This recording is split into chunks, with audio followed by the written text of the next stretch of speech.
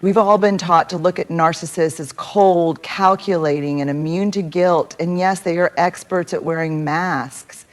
But beneath that carefully crafted armor lies something they rarely, if ever, show: their secret feelings after they hurt someone.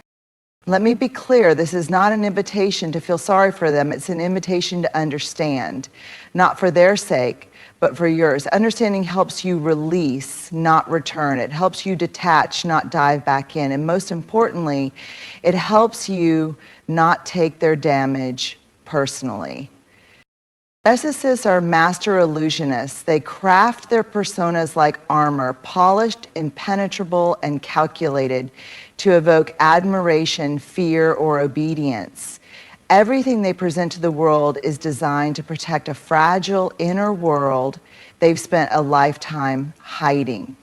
But when they hurt you, especially someone who truly saw them, believed in them, or loved them, they experience something they dread more than anything else: exposure. It's not the kind of exposure you might think. It's not public humiliation or being called out. It's emotional exposure. The kind that happens when, for a fleeting moment, someone sees past the mask and glimpses their insecurity, their fear, their emptiness. And that terrifies them. Because when you saw the truth of their behavior, when you caught the contradiction, when you called out the manipulation, when you didn't react the way they expected, you became a mirror. And that mirror reflected back something they don't want to acknowledge: that the power they think they have is hollow, that the control they crave is brittle, that the persona they cling to is not who they really are. But here's the twist: they don't respond to that exposure with humility. They don't say, "You're right, I went too far." Instead, they get defensive, cold, arrogant, dismissive. Why? Because vulnerability is dangerous to them. It threatens the entire system they've built to survive. So rather than sit with that feeling of being truly seen, they scramble to cover it up with rage, blame, mockery, or silence. They may ghost you, insult you, or accuse you of overreacting, not because they feel nothing, but because they felt too much and it scared them. You became a witness to their wounded self. And narcissists don't want witnesses. They want worshipers, or at least willing participants in their illusion. What they won't tell you is this: after the door closes and the moment passes, a part of them remembers that feeling, the exposed feeling. And though they'll never admit it, it lingers, it festers, it haunts. Because you were one of the few who truly saw them, and they destroyed that connection, not because they didn't care, but because they didn't know how to hold it without feeling weak. But let this truth free you. Their exposure is not your responsibility. Their fear of being seen is not your burden. And their choice to react with cruelty instead of courage, that is on them, not you. You didn't break them, you just revealed what was already broken. And that's something they'll never admit, because doing so would mean facing themselves. And that takes a kind of bravery they've spent their whole lives avoiding. At the root of narcissistic behavior isn't confidence, it's shame. A deep, ancient shame that most of them aren't even fully aware of. It's not the kind of guilt that says, "I did something bad." It's the kind of internal voice that screams, "I am bad." But because that voice is too painful, too raw, and far too threatening to their carefully constructed image, they bury it deep. Narcissists grow up in environments where emotions were either weaponized or ignored. Somewhere along the way, they learned that being vulnerable meant being unsafe, that mistakes weren't opportunities to learn, but evidence of worthlessness. So instead of learning to sit with hard feelings, they learned to disown them and project them onto others. When they hurt you, there is often a moment, brief, quiet, and terrifying, where shame tries to rise to the surface.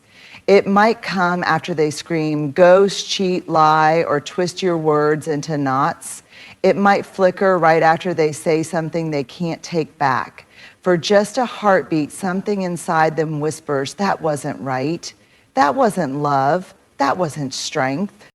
But that whisper is dangerous to them, because if they listen to it, if they face the truth of who they've become, it risks crumbling their entire identity. So they slam that door shut fast.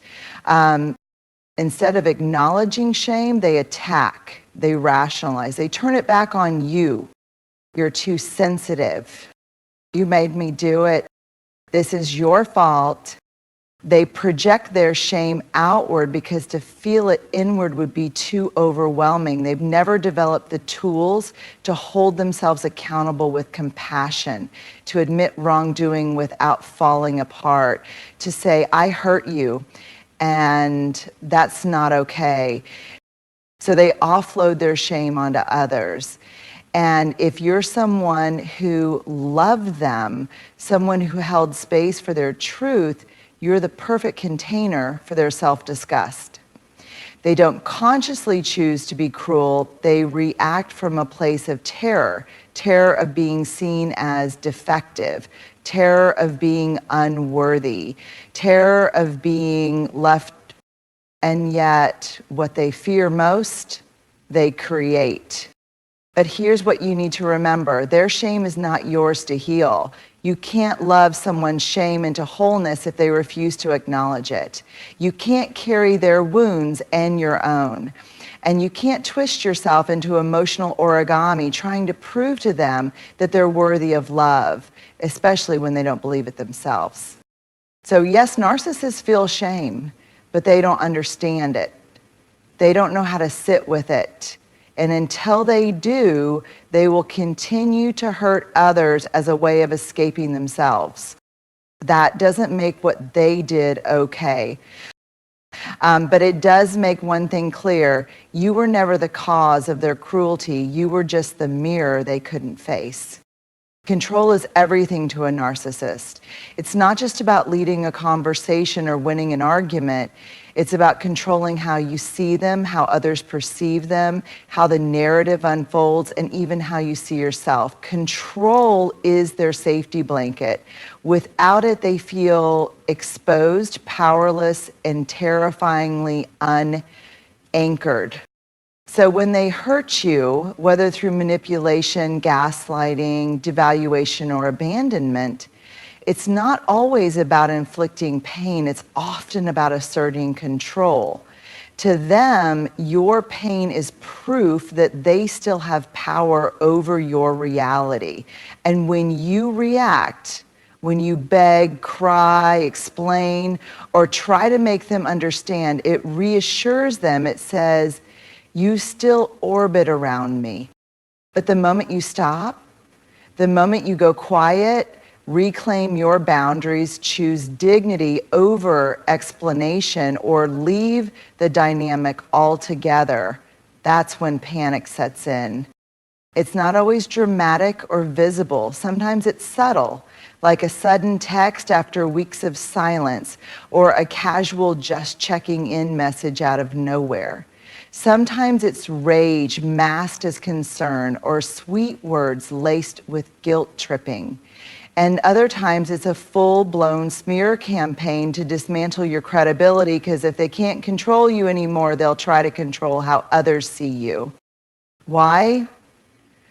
Because losing control doesn't just threaten their image, it threatens their identity. Narcissists don't see relationships as mutual connections, they see them as territories. And when you start healing, when your light returns, when your voice no longer trembles, that signals a shift. One they didn't authorize, one they fear.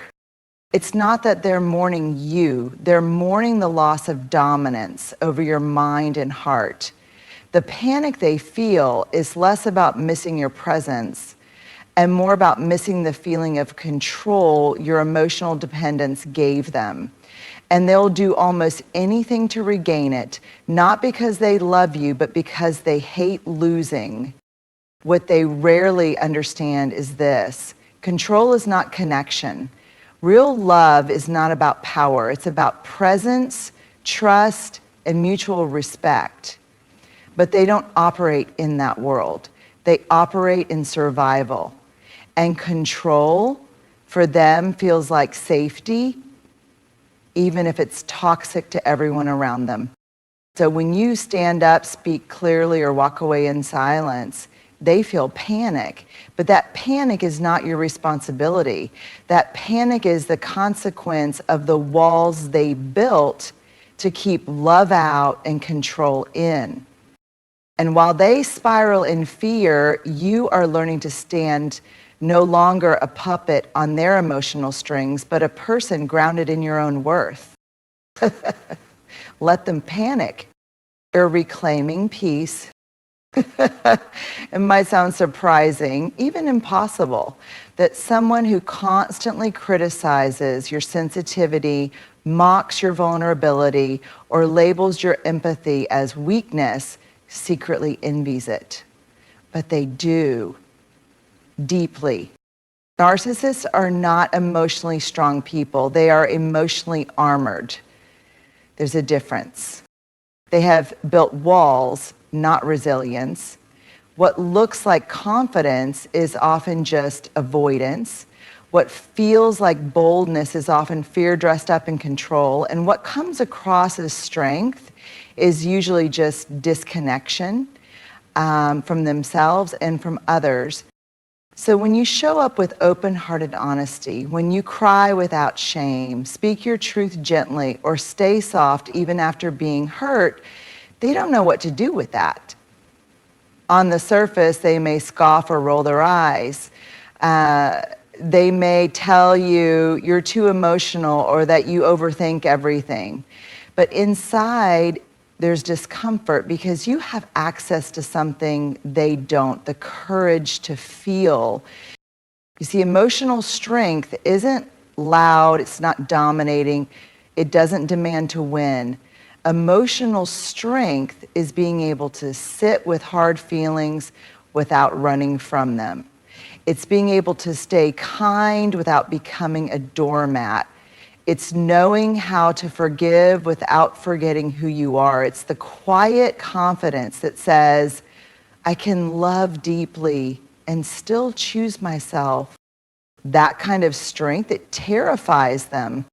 Why? Because it reminds them of what they lost or never had. Somewhere in their past, they learned that emotions were dangerous, that being vulnerable meant being weak, that crying made you pathetic.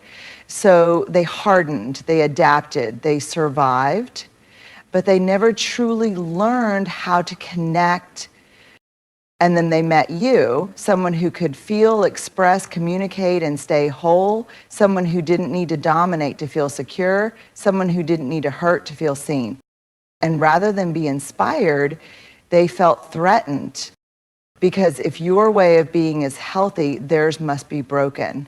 And they can't face that. So instead of embracing your example, they attack it. They try to tear it down, not because they hate you, but because your emotional strength makes them feel less grounded, less whole, less powerful. But here's the secret they'll never tell you. They wish they had your emotional capacity. They just don't know how to access it. They may mimic it, study it, try to perform it, but it doesn't stick because they're too busy protecting their ego to nurture their soul. So they turn envy into sabotage. They might try to make you doubt your instincts. They may ridicule your reactions. They'll do anything to make you question the very qualities they secretly admire. Because as long as you doubt yourself, they don't have to face themselves. But don't you shrink. Because your emotional strength is not a flaw, it's your superpower. It's what allowed you to love even when it wasn't returned. It's what's helping you heal now, It's what will carry you through long after they've moved on to their next illusion. So let them envy your emotional depth. Let them mock what they can't match. Because while they run from feelings, you are learning to rise from them. That's real strength, and it's yours.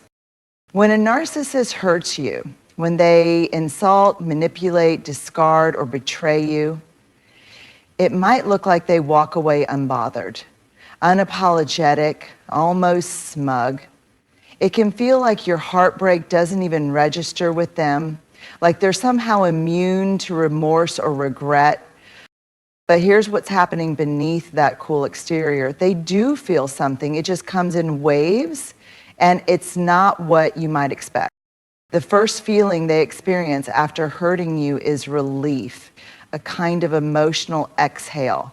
Not because they feel guilty and then free themselves, but because they feel like they've reestablished control. In their world, hurting someone often means they've reset the power dynamic.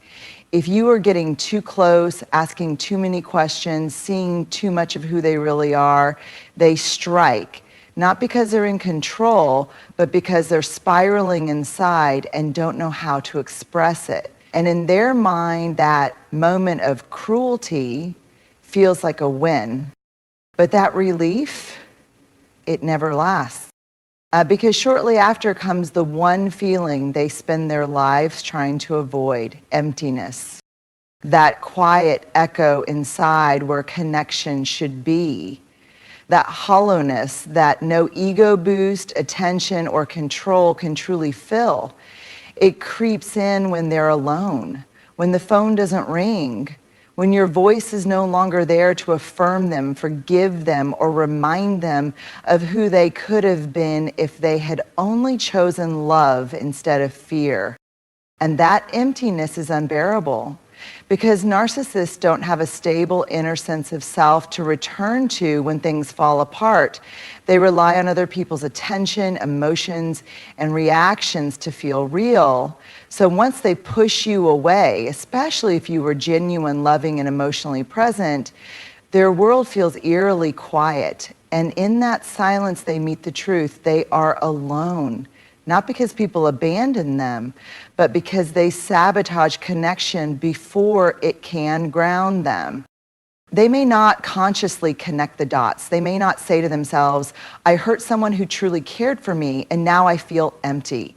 Instead, they'll blame you, or they'll jump to the next distraction, a new partner, a new high, a new audience to perform for, anything to escape the void.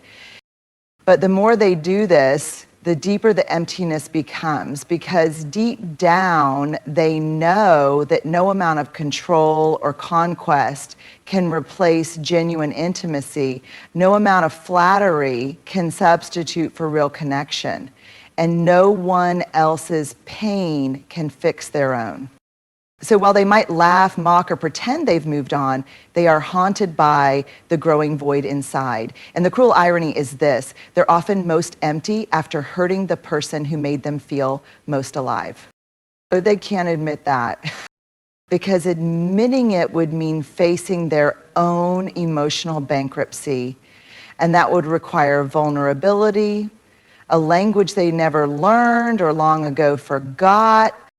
So let them feel their temporary relief. Let them sit in the silence they created. You don't need to witness their emptiness to validate your worth. Their relief may be fleeting, but your healing will be lasting. Their emptiness may grow, but your self-worth, that's yours to protect, rebuild, and never let anyone take again. There is perhaps no fear greater for a narcissist than the fear of being truly seen. Not admired, not envied, not obeyed, but seen without the mask, without the charm, without the armor. Because being seen means being vulnerable, and vulnerability to them is unbearable. The narcissists spend their lives constructing a carefully curated image, whether it's the successful professional, the selfless martyr, the misunderstood genius, or the seductive lover. Whatever role they play, it's never the whole truth. It's a costume stitched together from insecurity, shame, and the desperate need for control. Underneath that image is a wounded, uncertain, emotionally immature self, one that was likely shaped in childhood by rejection, neglect, or overinflated praise without true connection. That inner self learned very early that being authentic came with risk, that showing weakness led to pain, that being honest meant being hurt. So they adapted. They learned to perform instead of connect, to dominate instead of relate, to deflect instead of reflect. But then someone sees them, you see them, maybe not all at once, but little by little. You notice the cracks in the performance. You hear the pain behind the perfection. You see the child inside the tyrant. You recognize the insecurity behind the arrogance. And whether you meant to or not, your presence became a mirror, reflecting back not just who they pretend to be, but who they really are underneath. And that terrifies them. Because to be truly seen means they can no longer hide. It means their mask is slipping. It means someone knows the truth, and that truth threatens the entire identity they've built to survive. You may think your love would comfort them. You may believe that seeing their pain would soften them, that if you could just show them that you accept all of them, their wounds, their shame, their humanity, they would lean in, open up, heal, but they don't. Instead, they often attack the very person who sees them most clearly. Why? Because being seen triggers their deepest fear, rejection in their rawest form. They believe that if someone truly sees all of them, their flaws, their fears, their failures, they will be abandoned, not loved. So they preempt the pain. They hurt you before you can leave. They shame you for noticing the truth. They push you away to avoid being pulled apart. They may call you crazy, too emotional, too intense, not because it's true, but because your clarity exposes their confusion. Your depth reveals their emptiness. Your truth threatens their illusion. It's not personal, but it's profoundly painful, because all you wanted was to love them, and all they feared was being loved for who they are. They don't know how to receive that love, not when they haven't learned how to give it to themselves, not when their identity is so entangled with performance, manipulation, and denial. And so they hide again, behind blame, behind silence, behind charm, behind rage. But no matter what they project, they remember being seen. That moment lingers, because whether they admit it or not, they felt it. And it shook something in them. But growth requires facing yourself. And that's a journey many narcissists simply aren't ready for. So don't blame yourself if they couldn't meet you in that space. Don't shrink your light because it made them uncomfortable. And don't regret the fact that you saw someone clearly. That clarity is your gift, not your curse. Let them fear being seen. You are learning to see yourself clearly, fully, and without shame. And that is where real freedom begins. You came here wondering what narcissists feel after they hurt you, whether they regret it, whether it touched them the way it shattered you. And the truth is, they do feel something, but not in the way you hope, and not in the way you deserve. They feel exposed, but they won't admit it. They feel shame, but they can't understand it. They panic when they lose control, but they'll never show it. They envy your emotional strength, yet call it weakness. They feel a hollow emptiness after the chaos, but rush to fill it with more destruction. And beneath it all, they fear being truly seen, because they believe that if anyone ever saw their full truth, they'd never be loved again. But none of that pain, none of that fear, and none of those secret feelings justify what they did to you. You are not here to carry their shame. You are not here to absorb their wounds. You are not here to prove your worth to someone committed to misunderstanding it. Their feelings are not your responsibility. Their confusion is not your closure. Their pain is not your path. Your role now is not to chase their conscience, but to return to your own soul, to remember who you were before they convinced you to question your light, to reclaim your emotional depth as a strength, not a flaw, and to walk away not because you don't care, but because you finally learned to care for yourself. You wanted them to feel something, they may do, but that's their burden to bear. Yours is to heal, and you will.